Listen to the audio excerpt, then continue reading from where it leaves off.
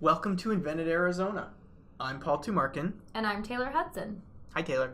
Hi. We are with Tech.Launch Arizona, the office of the University of Arizona that commercializes inventions stemming from research. So, Taylor, when you're a big organization like the U of A with thousands of employees, many of whom are traveling around the world, how do you keep track of them all? And what's happening around them, from political problems to environmental problems like storms or earthquakes? Yeah, it's a huge challenge for administrators, especially those that are in risk management. Well, today we get to talk with Ash Scheder Black. He's a data scientist within the University of Arizona's Office of Global Initiatives. And we're going to talk about this user-friendly travel registration system that he's developed in conjunction with a group he started called Tech.Global, and he's the executive director. Tech.Global is a University of Arizona 100% engagement experience that empowers University of Arizona students to develop market-ready skills like MVC, SQL, and virtual reality in an internationalized, high-speed, collaborative work environment that hardens their tech skills by allowing them to apply their coding knowledge in the context of a real job. Also joining us today are two of those undergraduate students, Robert Johnson and Eddie Ornelas, both of whom take part in the Tech.Global program and have dedicated much of their time to the development of this travel registration overhaul. So to start, Ash, why don't you give us a better understanding of what the current travel registration process and system are like? The problem is that the current industry solution, which is dominant, doesn't meet the needs of the university ecosystem. It's built for a different purpose. To be clear about it, just to get into the weeds a little bit, it was an application that was born out of the effort to produce software for study abroad offices. And then it was turned into a software to support travel registration for universities. Well, those are actually very different animals. One is sort of an administrative program management function. The other is has a very different function, and not only needs to be very easy to use by the public, which the current solution in industry is not, but it needs to interface really well with risk management duties. And that the world's getting rapidly much more complex, and the software is just not evolving quickly enough. So going back about 2 years ago, two and a half years ago, we began to focus on the problem of being left high and dry without a good information system, and hoping that industry would respond. And what happened with Tech.Global was that we put forth the idea that, well, we've got some development talent, we could at least begin coding a solution to that problem, rather than just hoping that industry will produce the solution. We can do something. And that's how it got started. The fundamental problem is that there isn't a good piece of solution, a piece of software that's off the shelf that solves this particular problem, and it's because it turns out to be a really complex problem.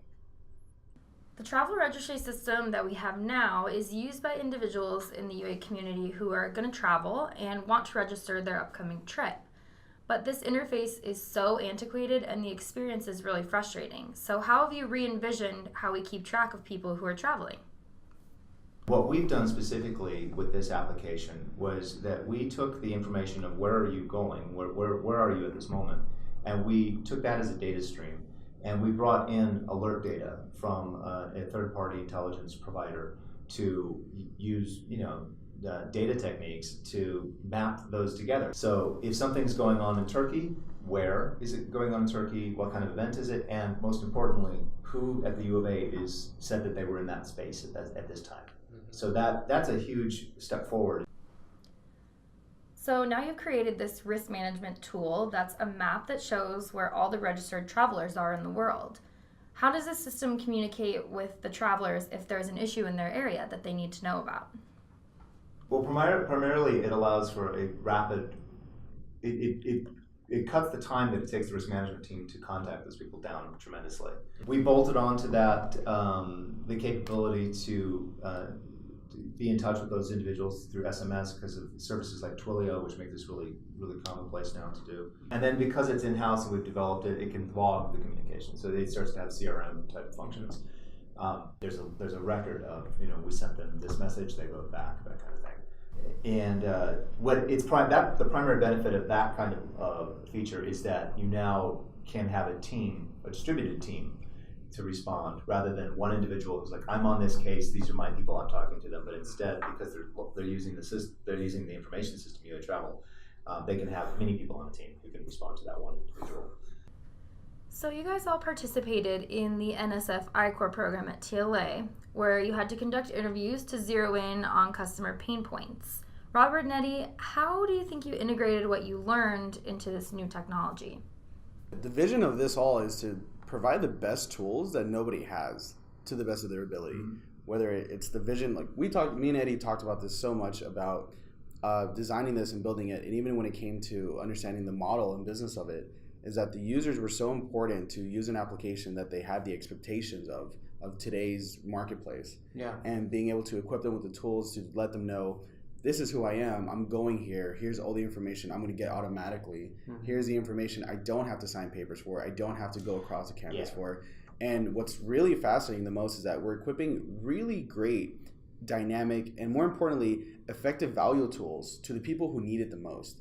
The people who make decisions, the people who have to be responsible, the people who have the duty of care that are on the other side having to do all of this and being able to give them tools that they never had before. And it's a huge transformation because from even customer interviews that I've done, it's so interesting to see how numb people were to the system, where they become used to this. I would almost want to say it's like abuse of having to deal with so many different problems and strategies in place that they suddenly decide, oh, this is just the way it is. And I think it was interesting that what we're delivering is not just the value of a technology solution, but a value of really defining a need that everybody else shares. And that what we discovered is that not only does everybody share this need, but that everybody wants to fix that problem. They just haven't overcome it for some other reasons. Once I got onto this project, I was able to collaborate with our risk management team, right? That's one of the greatest things about the software at this point. One of the key points is its risk management console, was the map. But once I was able to collaborate with our travel team, I was able to see all their pain points. I was able to see where people are being affected, how people are being affected, and I was being exposed to all this, and I became passionate. Because if our faculty is traveling abroad, or if our students are studying abroad, being able to take care of them, right, becoming kind of like their oracle, seeing problems before they happen, and then making sure that they're okay, making sure that they have the right information, making sure that we know, hey, you're probably going to experience some troubles, but here's some information, hopefully you get through it, and let us know, we're always here for you. I like developing software like that, software that helps people, software that actually promotes humanity.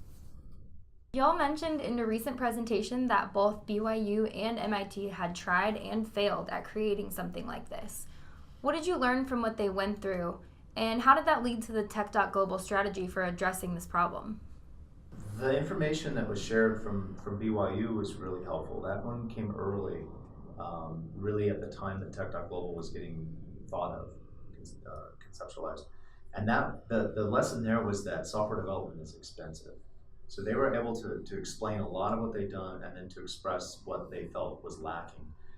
And to be quite honest, that was important in terms of conveying, getting the powers that be to see that they should take a chance on the student engagement model rather than classified staff building it, because it's expensive, it was complicated. So in a sense, I was able to use that to get a shot at doing it. It was pricey, and what that did is that allowed us to make the case that if you want this problem solved, don't expect central IT to do it, because it'll cost a fortune, because BYU had proven that it was expensive. Mm-hmm. So instead, try something different, which is, what if we have different expectations and we allow students to have an applied learning environment and see what they can do if you give them some time to get up to speed. That was our key to success, was that not only did we have a program that effectively wasn't cost effective to say, wow, this is costing a lot of money, you got to stop, or even looking at it as an RFP and saying, this is totally crazy, or you're out of your mind, don't do this. It was in a perfect spot to say that there's an educational aspect and institutional support to be able to do this. And then the other success of it is having the ability to be in a department that has such a unique kind of support for it, is that being in OGI and then being in Office of Global Initiatives, we have a really powerful developer bench. And being a part of the developer bench, you have really talented developers that effectively are students solving a problem and effectively doing it well. And that worked out for us, because when we looked at their problems, we totally trumped all those. cost, no problem. You paid undergraduates. Talent, well, it turns out you're not paying really high-level students. You're just getting some students who are really passionate and built up the capacity to do it at that level. I mean, very cool. So this sounds like just a really great example of the university had a problem. Then the Office of Global Initiatives came in, brought a group of students together to address the problem, and now that solution, through commercialization, is going out into the world to help other institutions. It sounds like a great story. Yeah, absolutely. I mean, we wish you guys the best of luck. It's a super cool technology, and we can't wait to see where you go with it. Yeah. So thank you. So for more information about this invention and all the other great inventors and inventions from the University of Arizona, visit TechLaunch Arizona on the web at techlaunch.arizona.edu. We are at TechLaunchAZ on Twitter, and you can also find us on Facebook and LinkedIn. And finally, we invite you to subscribe to our monthly newsletter for stories, updates, and events from all around the University of Arizona innovation ecosystem. You can find that at bit.ly/TLA-subscribe. Thanks for listening.